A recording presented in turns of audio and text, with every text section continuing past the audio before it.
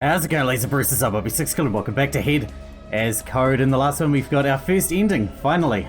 And this is the flowchart we've been presented with when we got back to the main menu. Now, I can see there's things here that we haven't done that we can get to.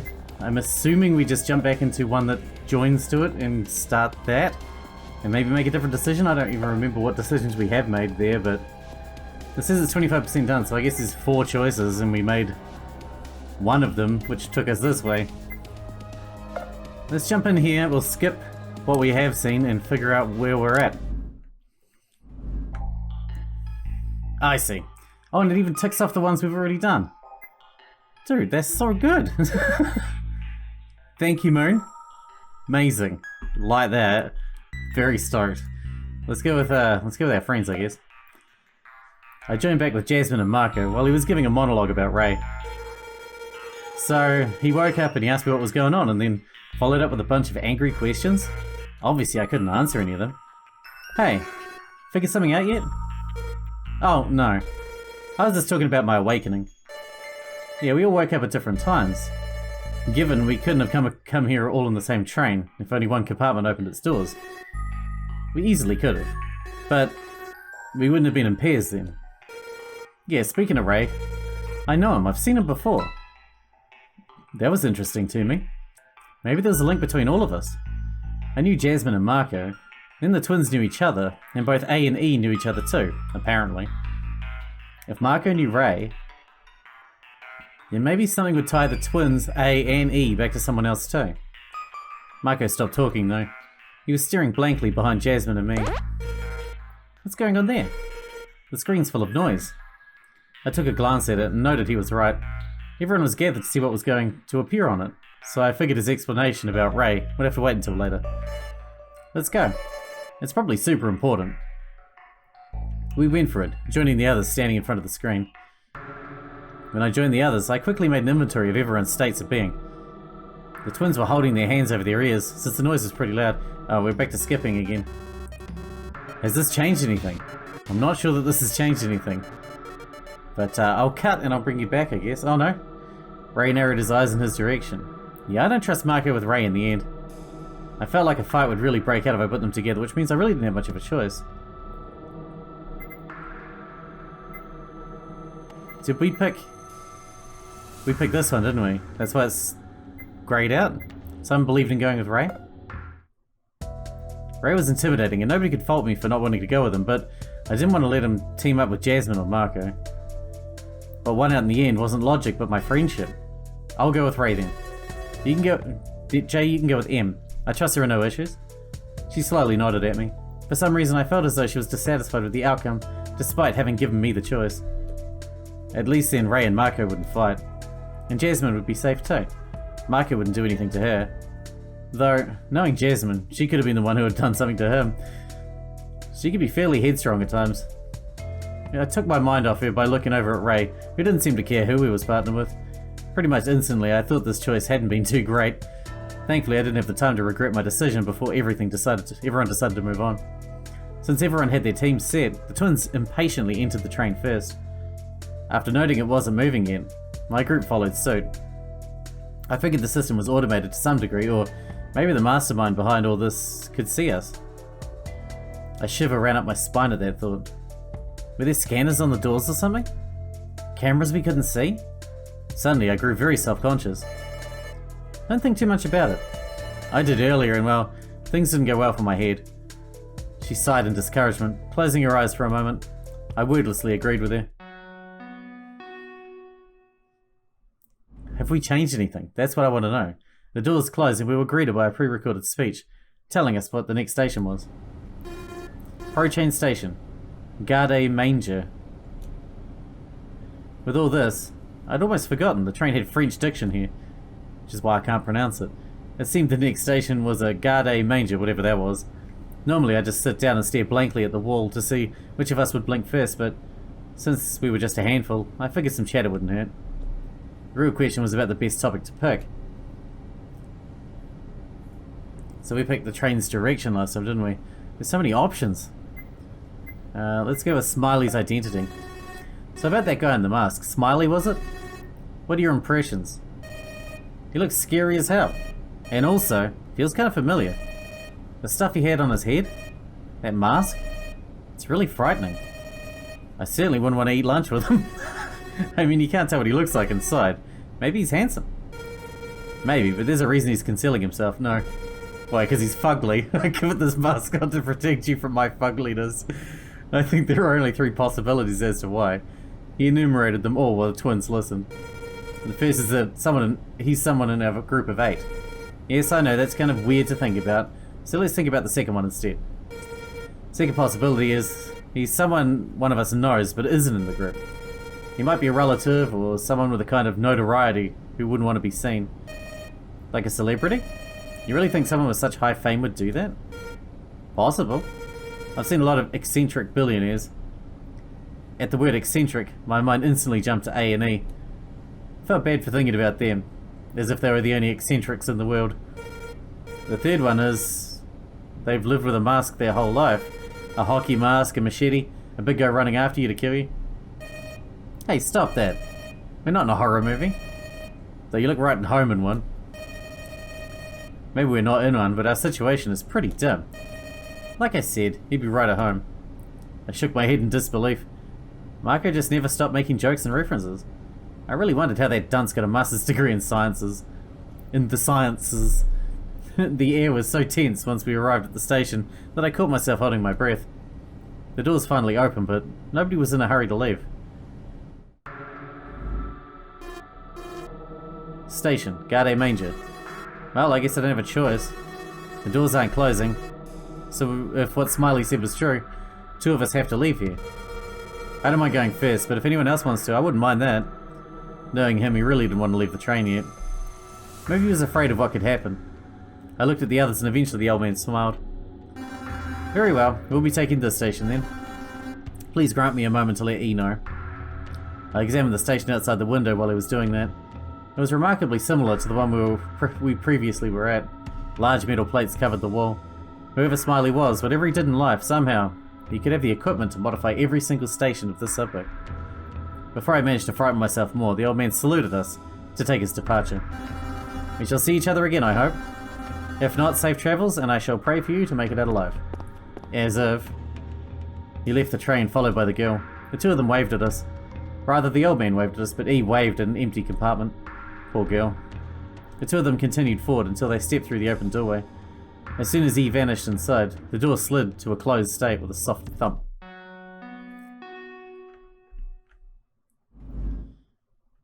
After that, the doors to the train closed as well, and we set off once more, this time without 2 of the passengers.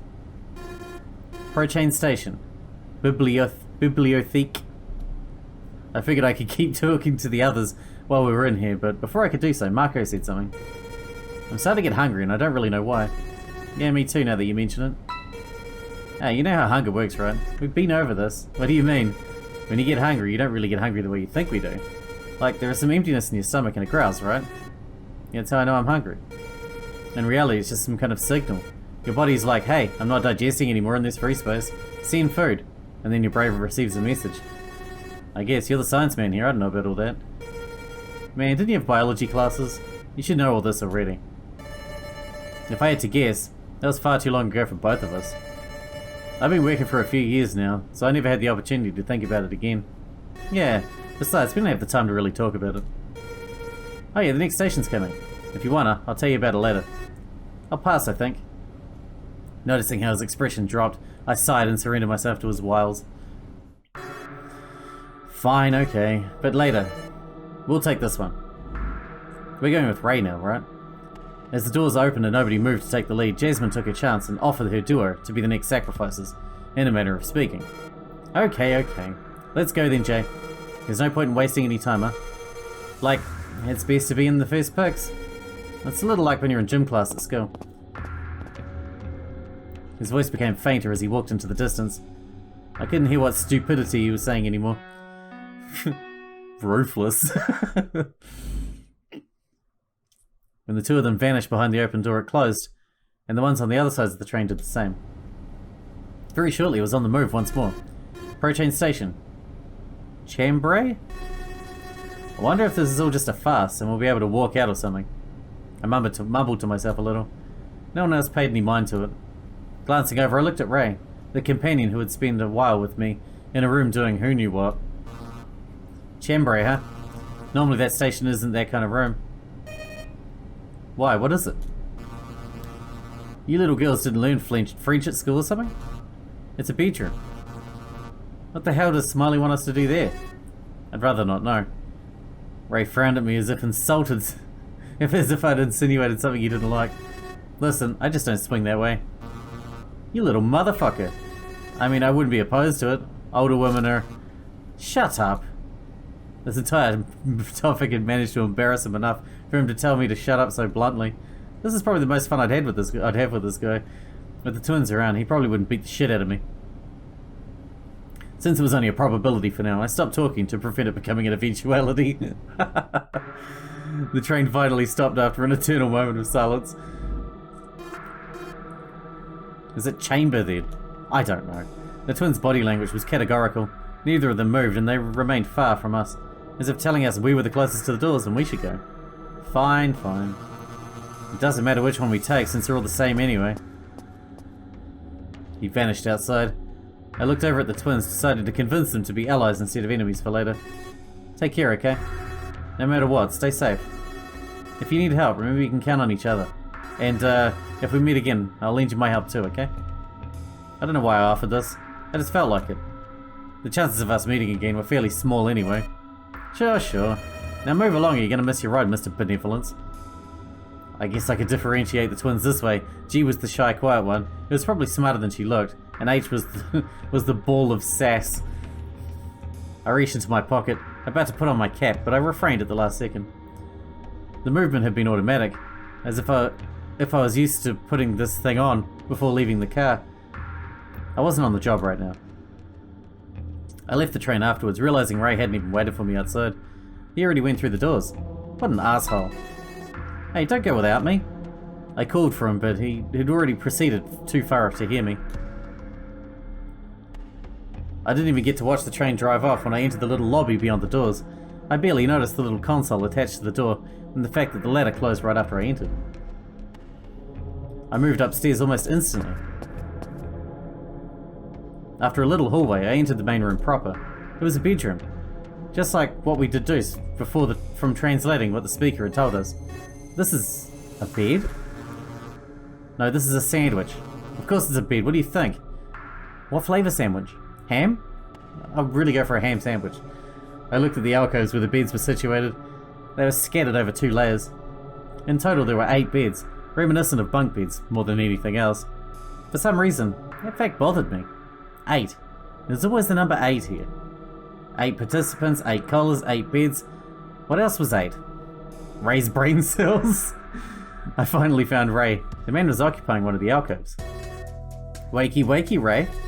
I think we should search around here before we take a nap, even if you really want to. What? Leave me alone, I have to think about stuff. Yes, I want to think about stuff too, but while we're doing that, we should still search to find a way to open the door. Ray sat up on the bed in surprise. What do you mean, open the door? The door's fine. When I walked in, the door closed behind me almost instantly. I guess it's supposed to do that when the pair is inside to trap us in. Ray groaned. Dealing with him was going to be a pain, I could already tell. Okay, fine, whatever. I don't care, but if we have to go, well, if we have to, then let's go. The sooner we find it, the earlier I can stay here, taking a solid nap. I didn't take you for a lazy person. Didn't you say you wanted to think and not sleep anyway? I'm not lazy, I've just had a big day. And I'm pissed. He took his flask out of his pocket and drank from it. I lifted a questioning brow. Lazy and drunk too. I'm not drunk. You wouldn't get it. He put the container back in his breast pocket. Surprisingly, he didn't even get very angry about it, despite the fact that I clearly probed the hornet's nest. At first, I'd done it to get a rise out of him, but now I didn't understand why he didn't react the same way as usual. Let's start then. Search this area since you're already at the beds, and I'll look over here. He didn't seem to have a problem with it, voicing a few weak and annoyed words of acknowledgement. Pretty much what I expected from him, but now it was time to search this place. I was hoping my friends were having more luck than I had. While Ray's presence was demotivating, I still did my best. Oh, here we go. We're gonna crack the code. I hope. Hey, I thought you said you wanted to look elsewhere and I'd search this area. Just making sure you're doing it correctly. Hey? Correctly? What the fuck do you mean? There's no correct way. I just can't have you trash the whole place up. I mean, look at the state of those beds already.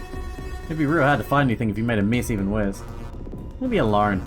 I didn't touch those beds. In fact, if I did throw everything out, wouldn't it be easier because it'd be all over the place? Is that what you say to other people as justification for avoiding cleaning up your room? No, I just don't need to do it. I can do it if I want to, I just don't want to. I took him for a man who at least had his stuff together, considering he looked a bit like some kind of office worker, but he had a lazy side to him too. He's a twat. Let's see, this table looks clean. In fact, it's clean enough to reflect my face off its surface. Is this a study group or something? Surely nobody ever ate here. The pantry wasn't even here either. We passed by it earlier. Talking to yourself like an insane punk now, are you? Yes. When I lifted one of the cushions, there was a little metallic panel embedded into the floor. It seemed pretty important, so I kept it in mind for when I knew how to open it. There were 4 screws on it, but I hadn't found a screwdriver. Maybe I didn't need a screwdriver though. Was this the oldest trick in the book or what? In the first of the drawers I found a big old nothing. I probably would have had better luck with the others. The second one wasn't locked either, thankfully enough. And it contained a hammer, of all things. Now we can beat that guy to death with it. I figured I'd keep this on myself since it was a highly useful tool in general. Smiley didn't tell us we couldn't take anything out of the rooms either, correct? So that meant I was now armed and ready. In the third and last of the drawers was a piece of paper. I unfolded it, expecting it to be some stupid gibberish, but it was actually more important than anything else. One of you isn't like the others. None smile within my mask. Oh, we've seen, this is the one we saw before. It's got the extra I and the extra E. I squinted at what I was reading. The paper was telling me something in the group didn't belong. Instantly, I grew a little mortified. What if Ray would find this? No doubt he'd spread fear, confusion, and paranoia to the entire lot. I couldn't afford to let him get a hold of this. This is too dangerous. I decided I'd share it with Jasmine and Marco later first, or someone more reliable at least. And what was up with that second half too? It was so full of grammatical errors. I stashed the paper away in my coat, crumpling it up a little in the process while I closed the drawers. I found a hammer. Good for you. He really didn't seem to care about anything, did he? Shall we have a fucking party? A hammer, woo. Yep, that's me. When I lifted my left arm, the reflection's right arm moved. When I arched my right eyebrow, the reflection's left one did the same. Behind myself, I could see Ray doing whatever on the beds. I thought he was searching, but I wasn't sure. Was he sleeping? In the middle of an escape room? Ray, I can see you. Get up. Shut up, I want to sleep. I had a big day. Kids like you can't get it. I left him alone before he put me to sleep. The big sleep. Ray, come see this. It's an old poster for a has-been magician called the Magnificent Zachary. I think he was an illusionist or something. What about the poster? I don't know. I thought you might know more about him since you're older. You think I went to one of those stupid things? The guy took a drink from his flask. Assuming he wasn't masking his interest, I must have been following a red herring. It was just a small white vase with a little piece of furniture underneath. Probably a leftover from when this place was renovated. If it ever was. The furniture doesn't fit with the rest. That was a pretty nice rug. If only I could have touched it and rubbed it. I knew doing this would hardly help though. Ray would probably get on my back about it unless he wasn't looking this way. Interestingly enough, the shoes and boots here look like the ones the others wore. Are these our shoes? I tried putting them on. None of them fit, but none of them were my shoes either. On the other side of the room were the missing ones, because on this side I could only see the twins' shoes, A's boots and Jasmine's shoes. Here, they fit. I tried to peer on the other side. Strange for them to be here. As I removed my foot from one of the shoes, a little coin rolled out onto the floor. I grabbed it. It's a big coin with the number 8 on it. Best I keep that in mind. In case of fire, break the glass. Alley-oop. And then there was darkness. Just that, darkness. I couldn't see anything anymore. Neither could Ray. Ray's probably sleeping anyway, and this will make it easier for him. I thought perhaps there could be something hidden. Some hidden glow-in-the-dark hint painted on the wall, but it didn't seem to be that way. Turn the fucking lights... Turn on the fucking lights right now, okay? I already hit my damn foot on the corner of this bed. I obeyed and turned them back on immediately. This place looks kinda odd. Look at the lights. A few are broken. Also, it seems really impractical to have light switches here when the beds are over here. Doesn't matter. Next time you turn off those lights, I'll turn off your lights too. He grumbled to himself and turned away on the bed. I could see him from behind. He wouldn't be much help for a while.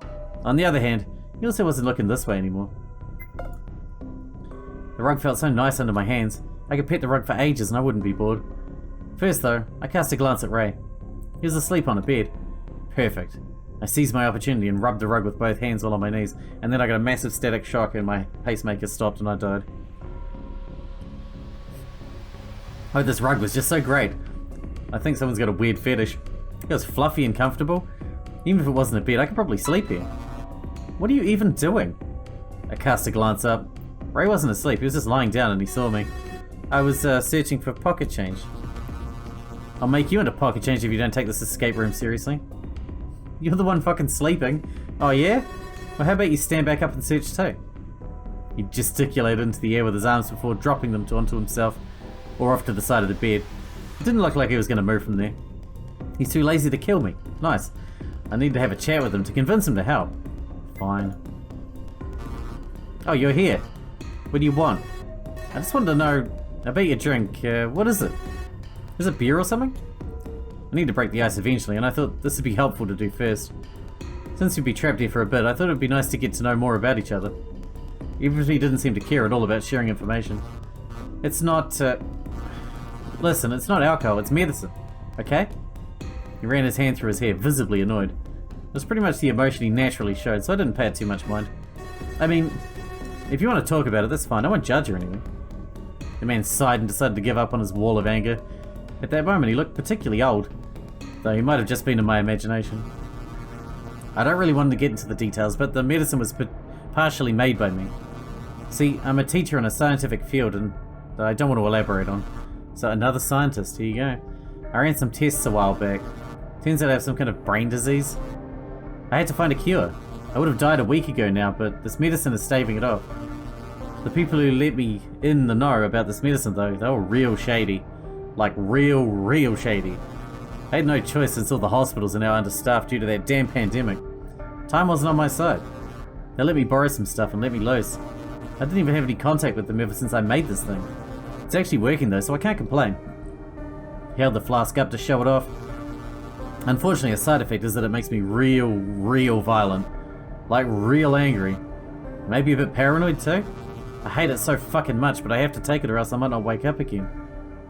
He closed his hands into fists, angry at his powerlessness. That makes more sense then. I was thinking, how does it work that he's a teacher, but he's this angry and violent all the time? How could those things work together?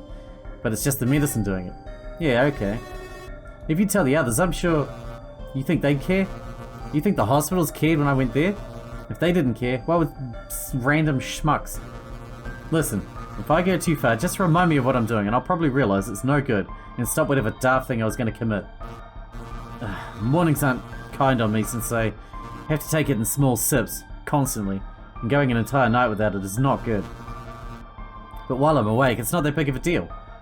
I thought Ray was uncharacteristically smart for having developed that imperfect cure by himself, even partially and with the help of that company. I could hardly mix cereals and milk together without making it burn up in flames. Well, I'll keep searching around. Okay, fine, I will too. Happy now? Oh, maybe he's not so bad after all. Go away. Come back after I'm done searching this whole side. Just checking on you. What? Do you really think I need that much supervision? Oh, he looked even more menacing now. If I didn't drop this, he'd probably punch me. Okay, I'm going. If only it was for good. Psycho. I opened it expecting to find all sorts of clothes. Unfortunately, what greeted me was nothing but an empty wardrobe. There were a few clothes hangers in there, but nothing more. Found anything in there? Whoa. The big man surprised me, causing me to fall into the wardrobe. Luck had it, the sudden movement made the doors close behind me too, trapping me in an entirely different world. Oh my god, are we in Narnia? When I woke up, I found myself in snow and a lamppost was next to me. So yeah, Narnia, cool. And there was a fawn. Hey, stop being dumb. Come out of there. Oh yeah, there was no fawn, no lion, and no witch here. This is just the normal interior of a wardrobe. I came back out with a hanger on my hand. How lame. This is all that's in here. Really? Huh. Give me that. He swiped the hanger from me and then left the immediate area. You could say thanks, maybe. Don't push it. Why are we pushing it so much? I waited for Ray to be cooperative before I opened this, just in case I found something spectacular. Using the large 8 coin I found earlier, I unscrewed the corners of the hidden panel. Opening it, I found a little box with a lock. What'd you find? This box. It needs a key. Didn't find one. Want me to keep hold of it until you find what you need to open it? I guess. As I picked up the box to give it to Ray, I spied a secret message on the bottom of the alcove. It was like a strange depiction of a hammer and a rectangle. What the heck could that have meant? We have a hammer. Oh, smash the glass. Understanding what the indication was telling me in the alcove, I used a hammer to break the mirror with a resounding smash. The pieces fell down onto the ground while Ray screamed himself awake. What the fuck are you doing? I'm breaking the ice. Hello, nice to meet you. He grabbed me from behind with a hand, closing his fingers onto my shoulder. His digits were right next to my neck. No joking around. You could let me know the next time you want to give me a heart attack, and I'll stop you from doing it. Are we understood? Okay. I always can't breathe. Sorry. He let go of me and returned to the beds, while I examined what was beyond the mirror. The broken opening was giving way to another room entirely. However, beyond the red curtain wasn't much of anything. It was mostly empty. In the back was just a little alcove that led to the scanner room to escape this place. It had a locked door in front, which we had to unlock by using whatever passcode would allow us to unlock the gates down below, too, probably. I obviously wasn't going to take it, so I came back through the small room. It was void of anything except for a strange machine that was used to record video. On the machine was a key, but it was broken. The thing I'd searched for this whole time was right here. But since it was broken, it couldn't be used to open the box. Damn it!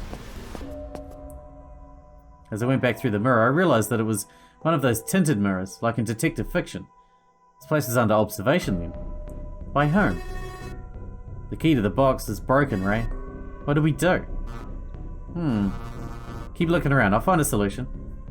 I stared at him as if asking him if he was serious about this. I didn't believe he'd be much help, but I didn't have much choice either way. Heh, we're out of here. Huh? Did you figure something out for the box that quickly? Correct. Remember that stupid coat hanger? I wrung its neck. He was saying it with such coldness, as if he was talking about killing a chicken or worse, someone. Then with this dumbass pole of metal, it was just a matter of working it around the lock. Came unlocked in a few seconds. All this for the key, and we could have just done this from the start? Fucking hell. He spat to the side before bringing his drink up to take a sip from it again. So what's in the box? Just a keycard with a bunch of numbers on it. Maybe the numbers are our way out. This keycard though, it's got like a weird S on one side. It's the cool S. He looked at me with a bigger frown. True, my nickname was S. I swear I have nothing to do with this. Are you sure it looks like an S? To me it looks like a square 8. The number 8 again. I muttered the last part while Ray handed me the keycard. The little box was otherwise useless, so he threw it away onto one of the beds. Before it landed though, I saw Ray had taken something else in his other hand and he was trying to hide it a little. What's that? What's what? What you got in your other hand? Okay, fine. The box also had 2 sandwiches. Maybe the S card inside the box stood for sandwich. Hey, there were 2 of them, so we can both have one. Give me that. I'm real hungry, so I can't do that. I don't think. You want me to open the locks? Yeah, that'd be great. I need a bit more rest here. If you want me to do that, give me a sandwich in return. He grumbled but gave up and let me have one, which I instantly ate up. I've been completely starved beyond belief before this chance meeting with food. You gonna trust what Smiley left here for us? Fuck if I'm gonna eat this. His stomach growled in disapproval of his words, then why did he try to take both of them? I was also staring at him accusingly. Wasn't he the one who said he wanted both just now? Could at least do something. I muttered that under my breath again, this time out of annoyance, and I left him alone to unlock all the doors. Let's see, the code is 1103711141. That's a lot of ones. What's the chod? Don't talk with your mouth full, Ray.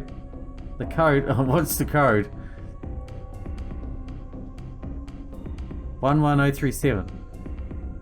Oh yeah, it's Leon. It's the Leon code. And then 11141. Got it. And with that, the man disappeared down the one side of the staircases. Perhaps he was more reliable than I gave him credit for, due to his late interest in finally being helpful. Not that much more reliable, but a little more nonetheless. On the way down to the station, I realized I was still holding the hammer in my hand. Swiftly, I stashed it away inside my coat. There was the possibility this tool might serve as a weapon for someone later, and by keeping it, I was hoping to eliminate the threat. Not to mention, it could be useful in another room. There was no rule about having to leave behind objects we found, right? After unlocking the way back out of here, I fetched Ray to the side of the station, when I realized we can make our way back to the first station we started at. So we can go back then. That's a relief. I hope the doors will choose to do that. Are you the kind of person who always looks back and never moves forward? We could just keep going too. Not sure why you're so insistent on going back. No, I mean, are you curious about what was in the first station we were at too? Apparently my reasoning went over his head because he didn't seem to care one way or the other. I frowned in the face of that selfishness. Was his suggestion to leave everyone behind? It's kind of useless to do that unless you found something of note. Since there was nothing here, we could just keep going for a while. I decided to keep my mouth shut on the paper I found. Especially with him around, I didn't feel safe exposing the message. For all I could predict, he decided I'm the person who doesn't belong. I know you don't care about the others. You don't know much. Be that as it may, it's still a good idea to tell them about the scanner room at least. It'll take a few minutes at most. With a shrug, he took a sip of his flask. Thankfully, he was at least cooperative enough to wait for the train back home alongside me. I decided to chat with Ray a little. Even if he was antisocial, I was certain he might have some information for me. Are you sure you're not drinking too much of that? Cutting me short, the train arrived as I asked the question, half drowning out my words. We boarded it, and to my surprise, Ray actually answered while we entered. Are you sure you're not drinking too much of that? Who made the medicine? I think I know how to take it. Mind your business. I wisely chose to acknowledge his retort and drop the subject nigh instantly after he repeated what I said in a mocking tone.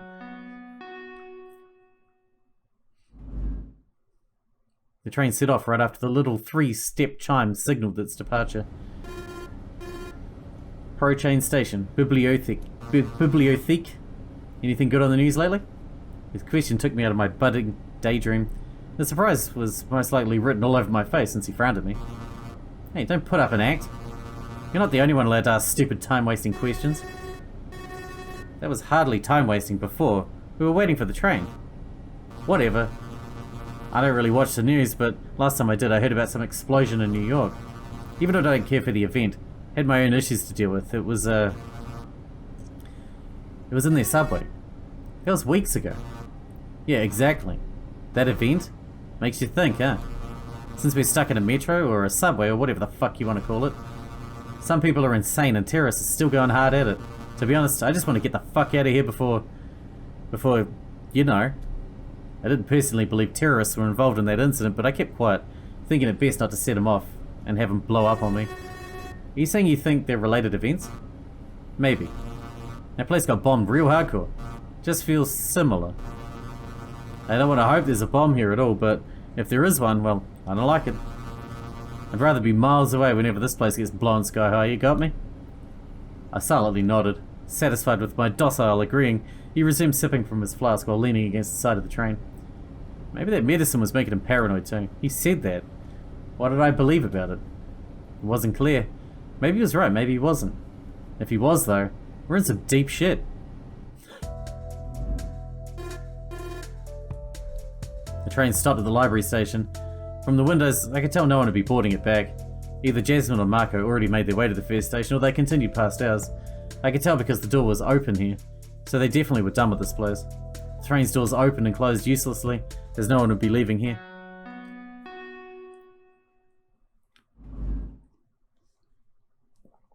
The chime rang out once again. I basked in the atmosphere of the metro. Silent, calm. Until the train departed again. Protein station, Garde Manger. I closed my eyes and drifted off as we went back to the first station, which I learned on the way was called the Leisure Station. Whatever that meant. Loisier. When the train stopped moving, we disembarked. Finally back on solid ground, I stretched my arms and legs, looking around to see if anybody was back yet, or if we'd won the imaginary room-solving race. 4 had already finished before us. And with that, we are going to wrap this episode up here. We're on another path now. It looks like we're going to find our way to a different ending, hopefully, if we keep working the way we're working. Awesome. Excited to see what's going to happen next. But at least we know Ray's not a dick because he's just a dick. Well, I mean, he could be. But at least the medicine's amplifying his dickishness, if not outright creating it. Anyway, hope you guys enjoyed it. Thanks for watching. Thanks for hanging out with me, and I'll see you in the next one.